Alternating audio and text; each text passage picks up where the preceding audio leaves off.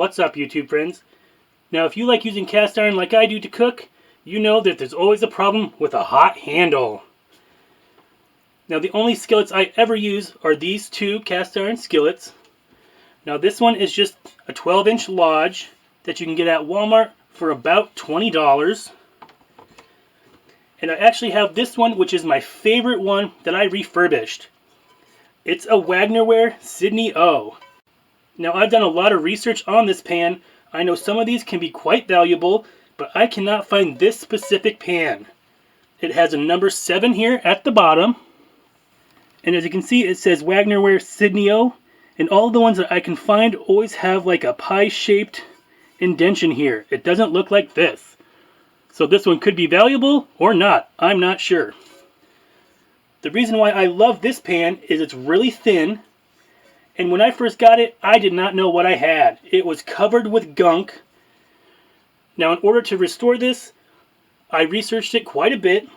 And the best way I found was to take some oven cleaner. I sprayed it all over the pan, stuck it in a garbage bag, and set it out in the sun. Every couple days or so, I would come back and scrape off any of the gunk, apply more oven cleaner, and throw it back out into the sun. After that, I just re-seasoned it, and it's beautiful.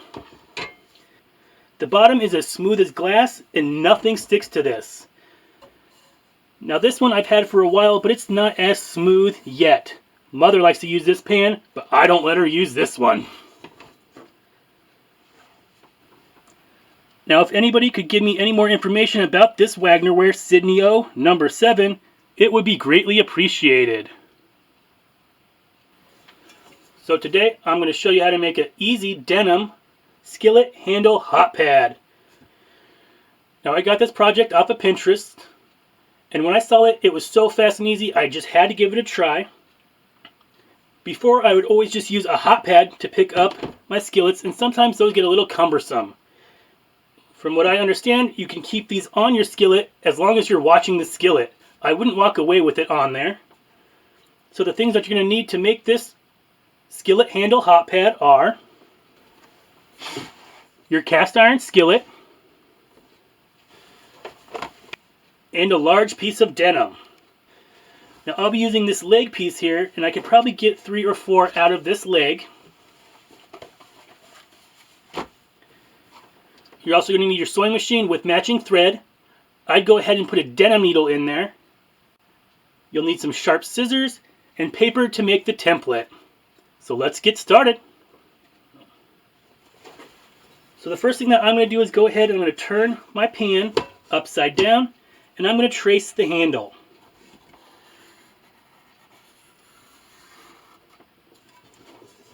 Just like that. So now I'm just going to draw another line a 1/2 inch away, and I'm going to start here at the top. So I'm just going to eyeball it here.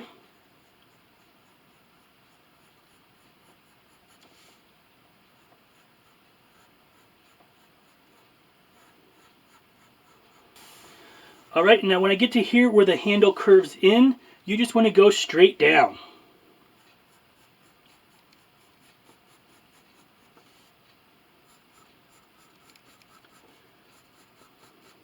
Now, the reason why you want to go straight down instead of following the curve here is because you need that extra fabric up here to get your handle pot holder on here.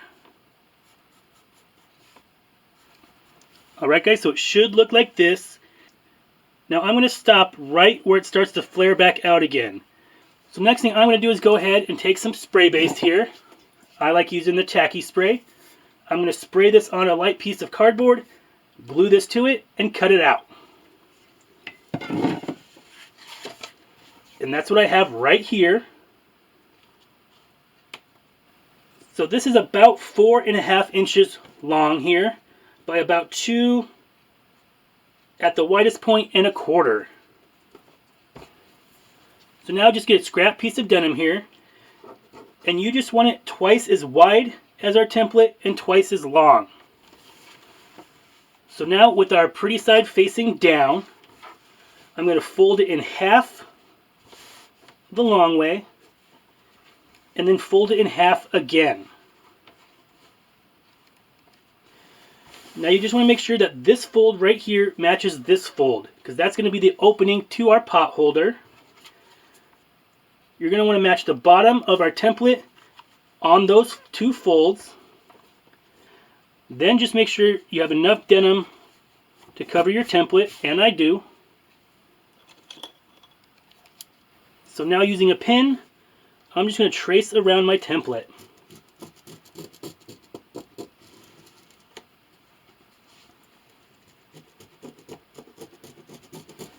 Now you should have something that looks like this. At the bottom here are my two folds. Now just to keep my fabric from moving around, this is 4 layers of denim. I'm going to go ahead and throw a couple pins in there.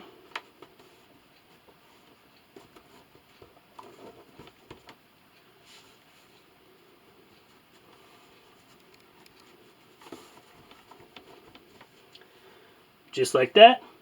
Now I'm just going to take this over to my sewing machine, and I'm going to sew right on the line here. And you want to make sure to backstitch really good at the beginning and the end. I like to go over that about 3 or 4 times. Alright, so I'm over here at my sewing machine. Now I put a brand new denim needle in my machine, and I'm using this variegated blue type of thread that kind of matches this jeans here. My length is a 3 because this is pretty thick, and I'll be using a straight stitch. Now don't forget to backstitch at the beginning and the end, and I'll be going over this about 3 or 4 times with my backstitch.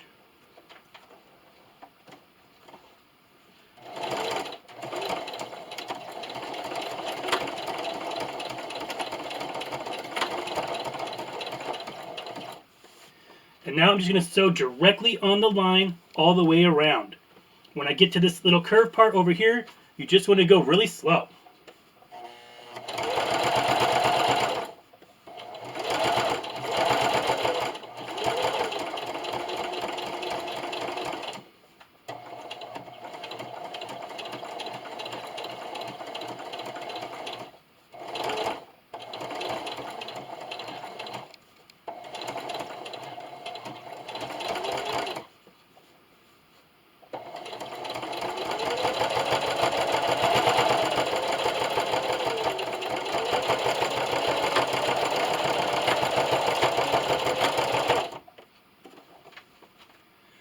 Now I think I'm going to reinforce this seam line here.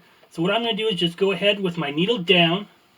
I'm going to flip it around and just do one more seam all the way around.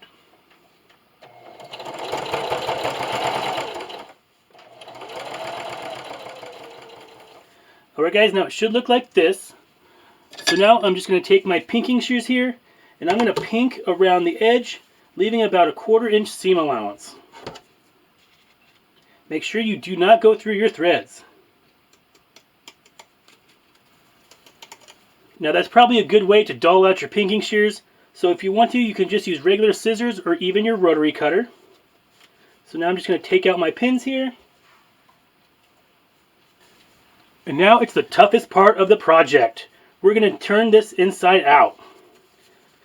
So the easiest way that I found is go ahead and grab your skillet.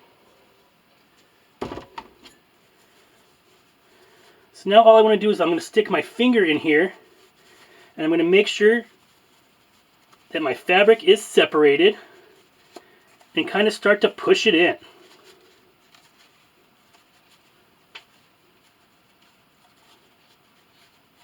Just like that. So now I'm going to stick it onto my handle and work it down. Now all you want to do is just kind of rock it back and forth.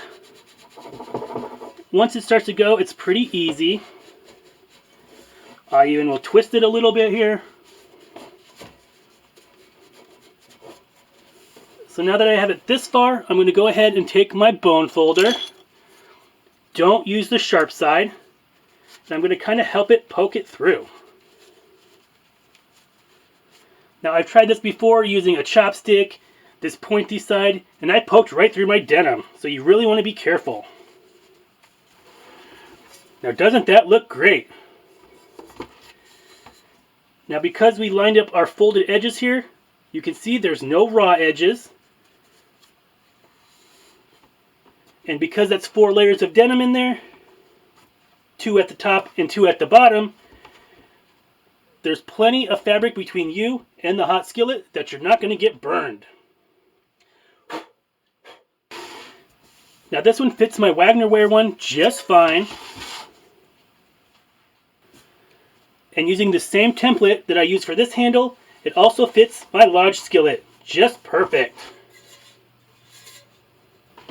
Now these will make fast, easy gifts for any cook in the house. Now the pin I saw this on, she said that she likes to leave these on her skillet when she's cooking, but supervised. You don't want to walk away. I'm not so sure if I like that idea. Feel free to do it if you want to, but there's nothing wrong with just leaving this by the side of the stove. And when I need to shake my pan, it's right there, and I'm ready to go. Now before I made these, I always would just grab a hot pad or even a towel, and a towel is not recommendable. That could get down in your flame and start a fire. And the hot pads tend to be bulky and slip a lot. This isn't going anywhere. I hope you give this quick denim project a try. If you like this video and want to see more of my videos, go down below and hit the big red subscribe button and give this video a big thumbs up. If you'd like to be notified when one of my videos come out, hit the bell button. It's right beside the subscribe button. If you'd like to share pictures and ideas for craft projects, head on over to Scrappy's Patch on Facebook and hit the friend button. Feel free to share this video across your social medias. And as always, thanks for watching, happy cooking, and I'll see you next time.